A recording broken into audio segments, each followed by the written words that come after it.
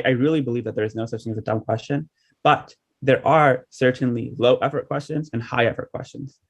And that's what we want to talk about here. Like there is a huge disparity in the quality of questions people ask. And so how you ask the question and the quality of it will really determine how much value you're going to be able to extract from the answer, or how compelling it'll be for other people to answer their question. Hopefully this meme captures Yeah. my thoughts when it comes to yeah, like really relatively low effort questions. So something important to understand, and this applies to a lot of things within, I mean, not just tech, but kind of life in general, is that questions are an exchange of time. When you're asking a question, you put some amount of time crafting the question.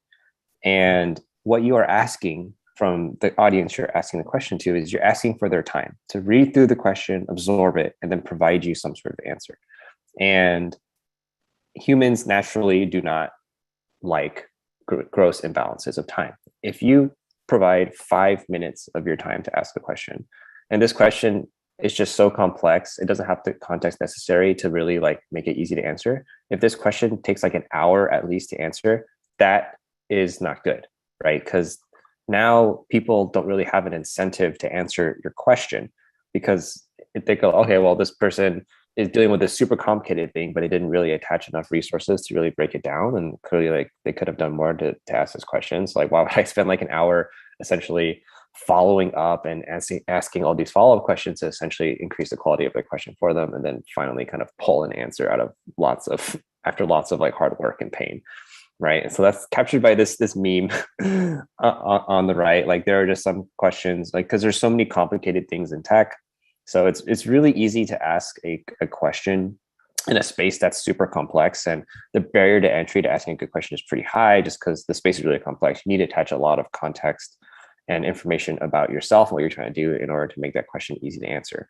So yeah, I've gotten lots of questions like this before, where it's like, 2 or 3 lines, and then it's like some really, really like grand high level ask. I think a pretty common one is like, oh yeah, I've just started in computer science. I'm like a student or something. Alex and Rahul, can you tell me how to be a good developer? Where it's like, well, there's like a million ways to be a good developer. We don't know like where you go to school or like what kind of software you want to build or anything. So like, what do we do here?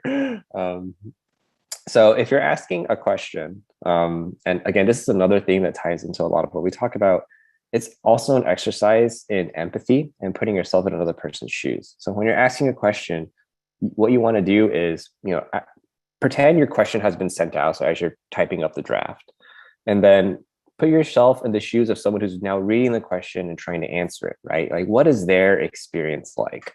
And if their experience is bad because like your question doesn't have enough stuff, then you should fix that. You should add more stuff to your question. If you think the question is good because you've essentially preemptively covered like every single thing that the potential answerer might ask or try to clarify about the question, then that's great. Ship it. So we have a lot of tactical advice on like how to really show this good empathy for the answerer. Rahul, I think you should take it away, because I think you feel passionately about the first one. You can explain what that is and like why you hate it. Yeah. Okay. So this one is a big one because on LinkedIn, and to some degree Slack as well, but especially on LinkedIn and like Twitter, there's a lot of people who will just DM me, like direct message me and say hello. And I don't really know what they're expecting. Like, are they expecting me to say hello, how are you? Or like they'll ask me like, how's your day going? And it's like, unless I have like a social relationship with you, it's a little bit like, okay, what do I do now? Because now I'm gonna say, how are you? And then, like we're gonna spend another 2 or 3 hours like getting to the point where now we can actually have a meaningful interaction. And there's actually a website called nohello.net. You guys can check it out if you want, but that basically will go through the idea of why you should typically embed the question in your initial reach out. So definitely, I think like a pet peeve of people who get a lot of questions, like a senior engineer at a company, they probably get tons of pings.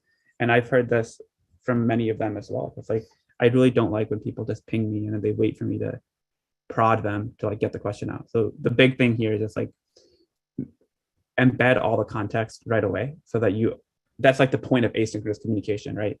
You want to avoid the number of back and forths that you have. The second one is passing the first round Google test, which I think this is something that Alex, I don't know if you invented it, Alex. It was like something that you found, but this is, I love this way of framing it. Basically, that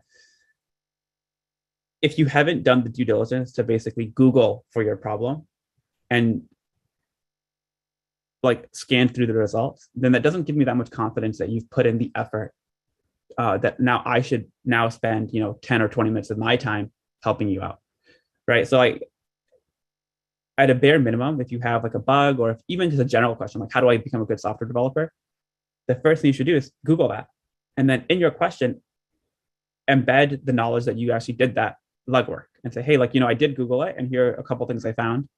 Here's why I thought they were insufficient or they didn't apply to my scenario. So here's what's unique about me and why I'd love your help. That way, I think you're going to get a lot more engagement and a lot more kind of empathy for, okay, we can understand why you're asking this question. And here are some things to do to like get unblocked or to give guidance. Second is explain what you've tried, which is, again, kind of linking it back to the Google example. Like you want to explain you're stuck somewhere or you have a question.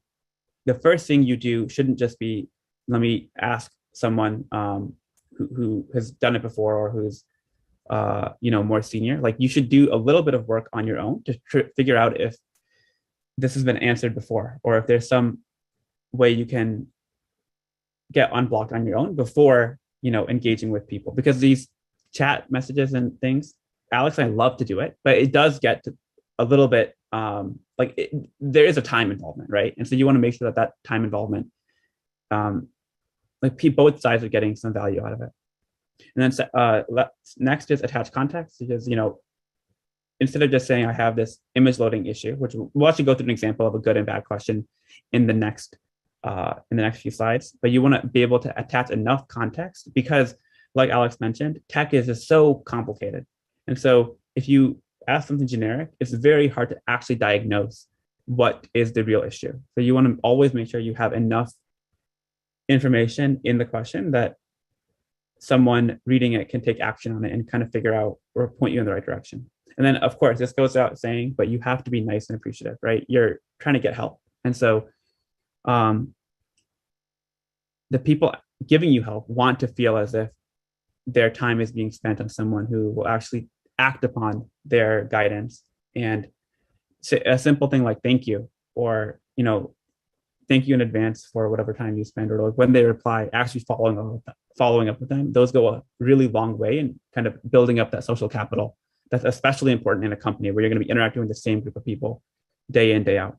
And the other thing I want to mention here is that I think software has a very interesting property in that there is no physical limit to what you can build.